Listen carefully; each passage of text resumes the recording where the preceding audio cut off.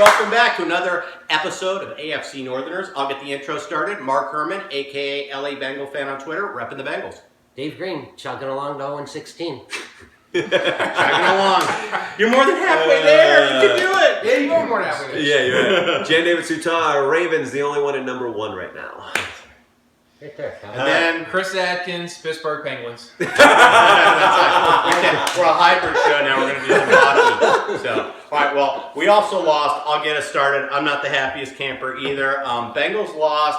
We had some good plays. I mean, we had a really nice return. In the preseason show, I talked a lot about Alex Erickson making room on the roster, and you can see why. He had just an amazing return. Tyler Eifert had a really long touchdown reception, or not touchdown reception, but a reception that set up our first touchdown on our first drive. And the defense overall was a little better, but 20 points isn't going to get it done. The Giants gave us tons of chances to take advantage of them, and we just played bad situational football. I mean, they made plays when they needed to. We did not.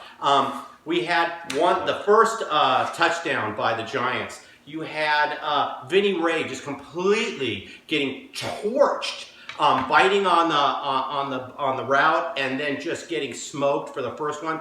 And then Adam Jones didn't do any better. OBJ just made him look like a Adam fool. Jones really kind of shit the bed. I mean, he looked I was just so depressing to see that. And then I don't know if he was trying to say that there was offensive PI or something, because you watch the replay and there was nothing. I mean, he just got smoked. And we talk about situational football. LaFell dropped a third down completion when we were deep in our territory that would have helped us out. Boyd failed to maintain a catch to get into the end zone. And then you can't give a below average team rushing plays in the fourth quarter when you need to get off the field. Like I said, it was just bad situational football. And our offensive line was absolutely pathetic. Andy Dalton was under pressure the whole time. And then, even though we gave up the lead, it's 21-20, there's 11 minutes left in the game, our last 3 possessions, Andy Dalton throws a pick. I don't know if he's hearing footsteps. You can see the play. And then our last 3 possessions are interception, punt. So we had our chances. All we need to do is get in field goal range. Failed to do it.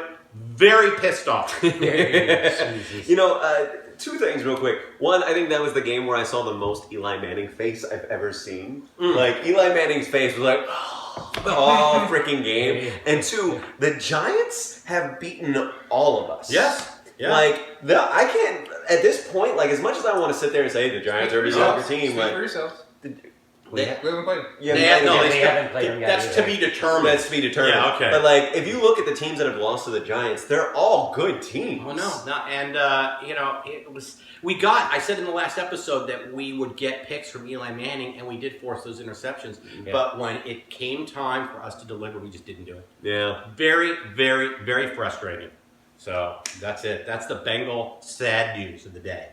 All right, now Browns Ravens. Here we go. First of all, you got something. Let's do this. This is the second week in a row. I could get used to this. I'm sure you could. And he gave me the new sums, which means you have to show some respect. You gotta show some respect to this jersey. Mad respect to this jersey. Yes. So let's get into it. Cleveland 7, Baltimore 28. And let's talk about the guy we traded for last week, Jamie Collins. 9 total tackles. Here's one of them as he drops Terrence West in the backfield for a 1-yard loss. Great move. Great move by you guys. Here is, let's also say that in addition to his 9 tackles, he had 1 sack. And here, this sack it's a 9-yard pummeling of Flacco. All right, so there's that was bad. That's some good stuff. Let's go, let's talk some Crowell now. 9 carries for 23 yards. Why? Makes no sense. We're not going to win a football game like that. We were in this ball game late into the third quarter. It was 13-7. And for our efforts, we achieved 1 first down on the ground the whole entire game. You're not going to win. We're not going to win like that. I don't understand why he made the switch to McCown in the second half. No one has ideas. So I get the thought process. All right, maybe you don't want to overexpose the kid. Maybe you're trying to start a spark. Overexpose. What is he, like a kid you can't let watch HBO at night? Single-handedly lost that game. If you're trying to start a spark, you got to rush the football. We need first downs on the ground. One just won't do it. The numbers, Kessler, 11 of 18, 91 yards, 1 sack, 0 interceptions, 1 touchdown. 0 interceptions. And here is the touchdown. It's a 25-yarder to the valve. It put us up 7-3 midway through the second quarter. Make the switch at the half. McCown comes on out. He gives us 6 of 13 for 59 yards, no touchdowns, 2 picks, 2 fumbles, 1 loss. That's the summary of this ball game. You know, I gotta. The only conspiracy theory that makes sense as to why you switch out McCown is 2 things. Either A, Hugh thought that, well, McCown beat the Ravens the last time that he played against them in a full game. Maybe that'll be, what happens, right? Not this year. No, I'm talking about last year, right? Yeah, it's like, exactly. So maybe he thought, like, Kessler wasn't ready to face that kind of defense, and McCown was. The other thing is that the call came from Haslam, yelled at Hugh Jackson, you better put McCown in there, and it was like, you don't think so? I actually would. I don't know. I don't know. I'd go with the Haslam theory more, but if you wanted to put McCown in because you thought you had a better shot, you start him. You start him. Okay, but Kessler took you to halftime with the lead. Yep. You were in the game, and he didn't turn the ball over. Why would you pull him out? Exactly. It makes no sense. And I have all the respect for Hugh, obviously being our former coordinator, but the whole country was wondering what the hell was going on. I think that's where we go get an offensive coordinator this offseason. Yeah, I completely agree. So Ravens won 28-7, our first actual blowout of the season. I'm sorry, Dave. I went into this game with legitimate concerns. The Browns' D isn't horrible. The secondary is a little weak, but the Browns' D line is not horrible. Pryor is a legitimate threat on offense, and we can't seem to not give ourselves a heart attack in a game. And not to mention, like, within the first quarter, my heart was like, fuck me, whenever I'm watching Steve Smith himself make a dumb play where he literally gets up to the ball, pushes your defensive end into catching the ball. Yeah. Like, that was one of the dumbest things. But turned out that was the worst play of the game. Dixon made some nice runs and made some great catches, like this one right here. It comes in the second from Joe at the 29-yard line. Also, Terrence West had some really nice runs, some decent catches too. Our first touchdown to Darren Waller in the third, 9:42 left, was textbook. I mean, it was like, boom, right where he needed to be, beautiful. And also, this beautiful touchdown that finally landed in Brashad Perryman's hands and wasn't called back. It's an amazing 35-yard TD. It's a nice touchdown to have as your first. Yeah. I mean, my favorite play of the game, though, however, right here, Steve Smith from Flacco gets a first down and just manhandles Tramon Williams, Ed Reynolds right there. It was good to see that old man's strength come back. You know what I mean? The bad stuff for us was that Flacco was picked off twice. You got to clean it up, Joe. We had twice as many penalties as Cleveland. We had 3.5 yards per rush and a run game that is no longer necessary. It's fucking crucial that we establish that 3.5 yards per average Per carry. right? So on defense, real quick, Kessler was pressured and sacked for a good chunk of time until McCown was put it against the Ravens. That didn't really help the Browns any that switch. Pressured him, got to him only once though. Yeah, He exactly. freaking But- bootleg the ball. Exactly. Go on a run, That's why I say he was under crossbody. pressure. Like he really did a good job. He didn't do bad, and he that's kept why I was us like, in this game all the way almost up to the fourth quarter. I completely agree. Weddle had a few mistakes there too. Luckily, we were able to clean them up. It's rare though to see mistakes like that he makes, and I mean, honestly, that's why it's to me important that we point it out, just so you know that like nobody's infallible, and that things happen. Sizzle, my man, right here. Look at this play. Grabs Kessler's arm just as he's about to throw, and boom, leads to an interception by Gerard Powers. Sizzle does this again too. Same play, moves around, gets throwing arm. Amazing play. And in the first possession of the second half, we had 18 straight runs, possessions without a touchdown. 1 second. The pick you're talking about was on McCown when he hacked his arm, not Kessler. Yeah, no, but Kessler he did had twice. picks. No picks. There was Kessler twice. had picks. No, there was a pick. There was a pick that literally went in Gerard Not from Kessler. Not from Kessler. No, Right. I'm saying like Yeah. he threw that. Sorry, did I mix it? I'm sorry. My bad. Basically, we needed the unit to like really gel and start over, and we kind of did that more in the second half, and we found a decent rhythm. Started moving the chains. Yeah. Real quick stats. Really? Wow. Already powered it this down. is our time, You pal. saw last Back the week. fuck You know off. what we're coming. So, real quick stats. 396 yards, Ravens to the Browns, 144. We had 396 yards total. You had 144. We had 38 minutes, 36 seconds to their 21-24 in possession. We had 29 first downs to the Browns, 11. Our third down efficiency was excellent. It was 7 out of 12 attempts. And only, however, a total of 119 rushing yards total. That's ridiculous. And that's what I got. Did you see a difference between the way, because McCown tends to stay in the pocket, and that really helped out the Ravens. Kessler had the ability to move around in the first half, and even though he didn't have these amazing stats, he was in the game, he didn't make mistakes. Then you put in a statue to stand back there, and Suggs is swatting at McCown's arm. I was like, exactly. Why the statue back there? They're going to eat you up. I mean, the change actually made it easier for the Ravens to get pressure on the quarterback. It really did. I mean, thank you, Hugh Jackson, for putting in Josh McCown. We really appreciate it. That's what I thought. Maybe it was a call from Haslam. All right, let's get to Pouty over there. Welcome to the laughing stock of football. Come on in. Welcome to the laughing stock of football. Welcome to a team who was at one time, I want to say, number 2 in the power rankings. Yes. And have a 4-game losing streak right now. We have not won a game, I want to say, since October 9th. 5 weeks. Getting sick to my stomach right now. I just chugged a whole bunch of beverage. So last week I talked about Dak Prescott and Ezekiel Elliott, and they did not disappoint. I mean, they came out there and they did exactly what Jerry Jones drafted them for. I'll talk about Elliott here in a minute, but you guys aren't going to like this. Watching Dak Prescott is like the second coming of Roethlisberger for me, because as a rookie, you get that good of an offensive line, and anybody they pummeled us. I want to get to that too. They pummeled us in that game.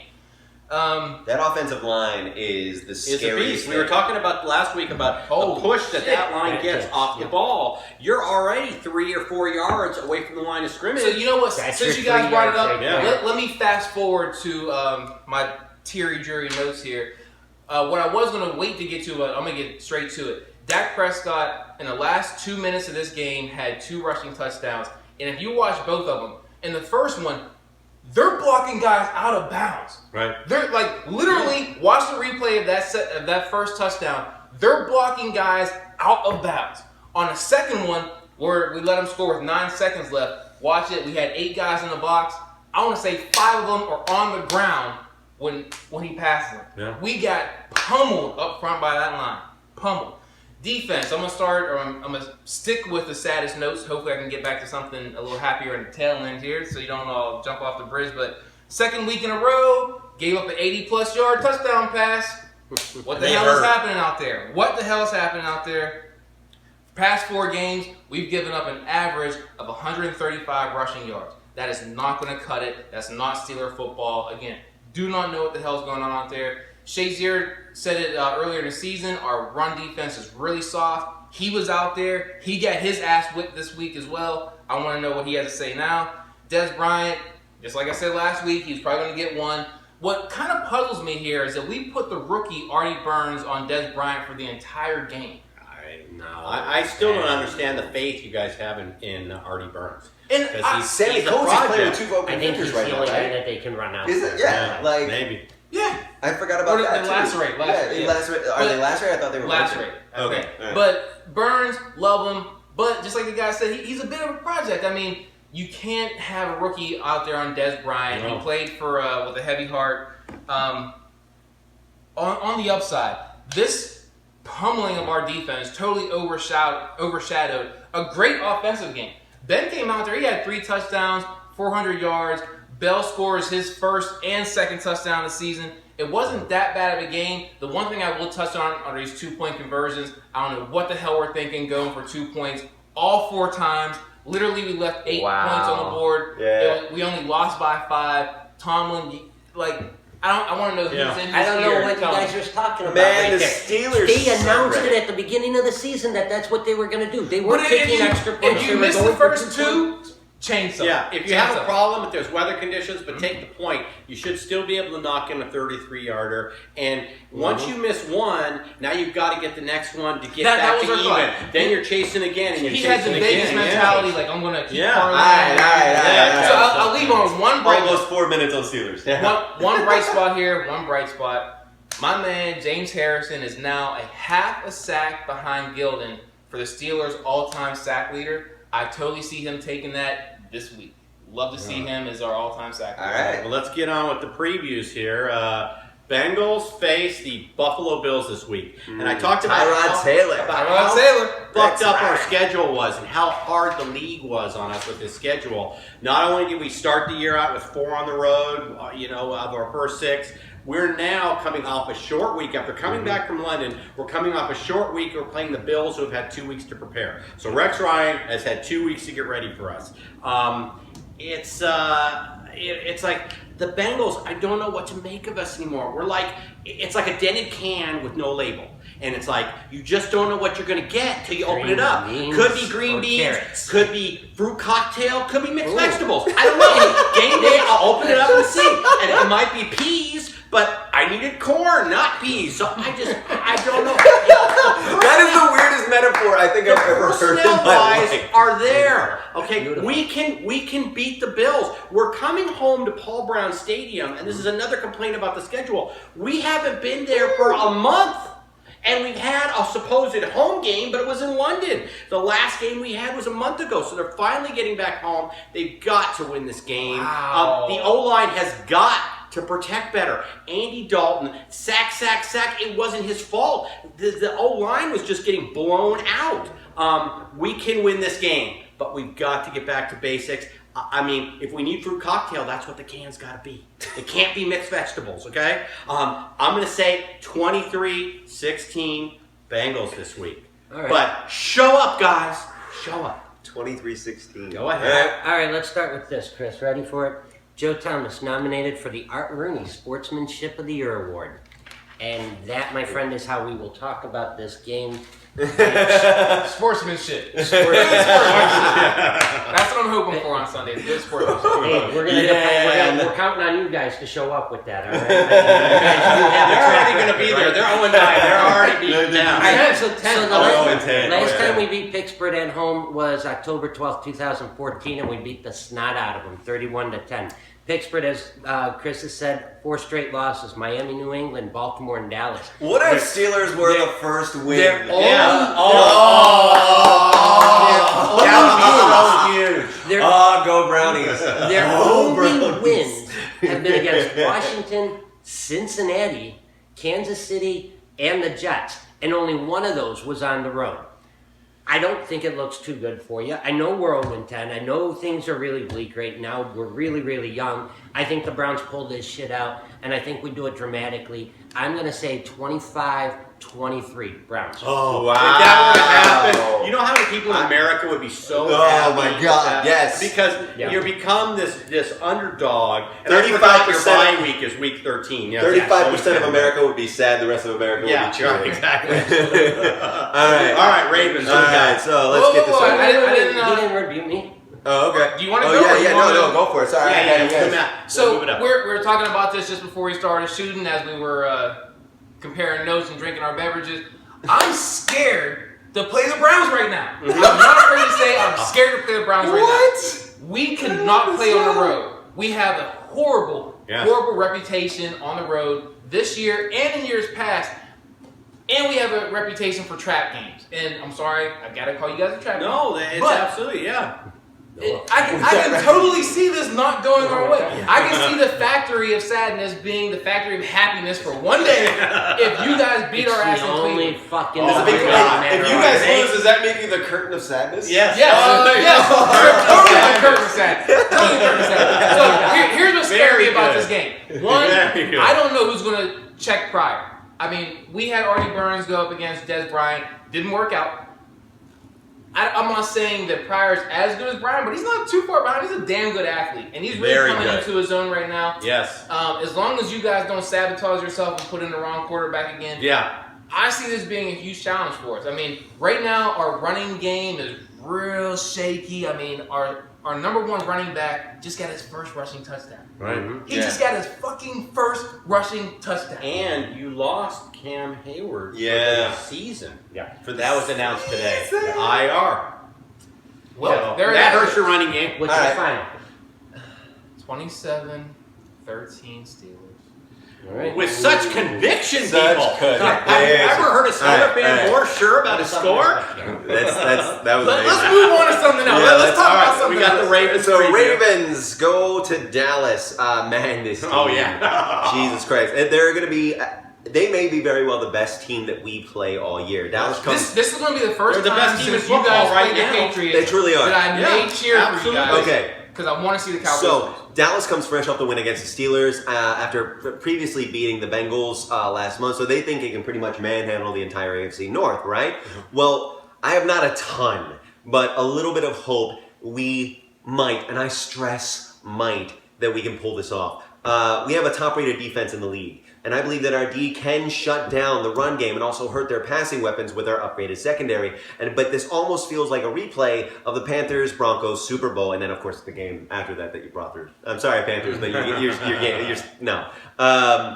That being said, Elliott is not just a beast; he is the beast. Yes. And Dak Prescott, with that offensive line, has become a legit QB. He's calm. He's learned to use his weapons very well, and he's done it all against really good opposing defenses. That being said, we're coming off 2 consecutive wins against the AFC North opponents, and our mindset isn't the same as 5 games ago. We got a little momentum going. In order to win this game, the D has to be at their best. We're at their house. We got to make them retreat to the Alamo. Our record against Dallas is 4-0. We have never ever lost to Dallas. Ever. He just texted him. He just texted him. It's just a fact. It's just a Okay. fact. Last time we played them, we won, and the last time we played them that we won a Super Bowl. I'm stupid-stitious. Okay, stupid-stitious. Make no mistake, This we is are. only week 11. Is it? Yeah, no, right? Make no mistake, we are the underdogs here. Betting odds right now are that the score is going to be 33-13. That's a 20-point difference. Yikes! It's like Vegas odds are at 7, but a lot of people are going 33-13-ish, especially on OddsShark and places like that. I think that this horribly underestimates our defense, but could be on target for our offense. So do you have a final score? Not yet. Hold on. I got to get to some shit. Honestly, this game will be won or lost by our defense. And the other thing I want to say is, to the Steelers, Pitt gave Marty the blueprint to the Dallas defense. Dallas basically opened up the middle of the field in order to stop Bell in the run. So Ben attacked it, and often with success. So if I were Marty Morningweg, I'd be doing the same thing. I'd be doing that the same thing. My cautiously optimistic prediction, 24-21 Ravens. Okay. My real prediction, my real prediction is not bad. Well, and you also have to remember, you guys start slow, and Dallas starts fast. I mean, they threw 4-score drives, and we're down 28-0. Our defense has to be... And you're out of the game. Yeah. All right, guys. So are we on to mailbag? Mailbag. Okay. Mailbag was one a more fight. bad thing to say about the Steelers, but I can. Yeah, let's... We'd save that for- we're We heard enough running out bad of things. Save it time. for Yeah, next week. exactly. We're going to need a... So, mailbag speed round. Okay, so we're going to go through this. This is our mailbag speed round, courtesy of Reddit. So what we do is we go through, you got 10 seconds to answer each question. It's only got 2 minutes tops. And we're going down the line with each individual team, starting with Bengals. What chance do you give the Bengals of winning another game this season with the upcoming schedule? 100%. Yeah, that's what I figured. I mean, come on. It's a dumb question. Going Browns, should RG3 start if he's able? No. Yeah. Okay. Ravens, which team in the NFL is looking the best at the moment? The team we're about to go play, Dallas Cowboys. Steelers, how big of an impact do you think Cam Hay really had with the defense so poor? Huge. He was out for that Miami game, and Ajayi just went for 200 yards. Yeah. So, there you All go. right, back to Browns. If our fave and least fave offensive and defensive players in Browns history. Offensively, Brian Brennan. Defensively, Felix Wright. All right, I can live. there you go. Bengals, what does Perfect have to do to prove that he's not a scumbag? Do exactly what he did Monday night. He pulled up several times when he could have taken cheap shots. He didn't do it. He still got, I think, 9 or 10 tackles. I don't have the stats in front of me, but he had a good game. Just keep doing what he's doing. Yeah. Let's see, Ravens, what do you attribute to the down year in the division? What do we attribute the down year to the division to? Honestly, from my perspective, I think that the down year in itself is just like it feels like we're complacent. It feels like the entire AFC North is complacent. Like we're all kind of rebuilding something. We're all trying to figure out our shit. It just feels like we're in our 20s. Like it legitimately feels like we're 25 years old and just trying to figure out. I think we tooled our team so much to play one another that we didn't consider a team like Dallas or any of these other teams. We're geared up to play each other, but that's only a portion of our schedule. Yeah, that's an excellent point. Steelers, what do you attribute your 4-5 record to? We're just so inconsistent and inexperienced. I mean, we're rebuilding right now. Our longtime tight end just retired. A lot of guys are shifting out, getting a whole bunch of new guys in. A lot of rookies out there, a lot of young guys playing. They just don't know how to win yet. All right, guys. That is. Yeah, that is right on. Thank you for, that was right at 2 minutes. Beautiful job. Good questions there. So, and we don't see these before they're No, we don't. We literally get them put right in front of us as we see them. So going back real quick, make sure that if you have a question and you're not on Reddit, because every week we post a thing like, hey guys, get on Reddit. Yeah, exactly. We post questions there right before the show. We literally get them about 15 minutes before we start. We don't even need a chance to see them beforehand. 2 is you can email us right here. Email right there. AFCNortherners at gmail.com. Send us your questions there. We appreciate it. There was also one more question about that came from the mailbag. Practice squad, Trey Caldwell, Darius Hillary. Actively, I'd like to see Nazib. More importantly, I'd like to see Higgins or Coleman on the O-line, and maybe Atkinson the third getting some touches off the backfield. No, I don't hate on Atkinson. Okay. Any YouTube shout-outs? Okay, yeah, so we want to thank our newest subscribers, Eamon Nalabandian, I think I'm saying that right, Xenochrist13, Bob Cecil, and King HD. Thank you guys so much. Thank you very much. We really appreciate it. And in the meantime, guys, are we ready to... Yeah, we'll sign off like we always do with... Fuck the Patriots! Thank you, Russell Wilson. See you next week, everybody. Yes! Bye. Yes, that felt good. Toss to Bell running right. Well played by Dallas. Ball's out. And out of bounds. What's that Irish dance they do? The jig. Yeah. That's what that looked like.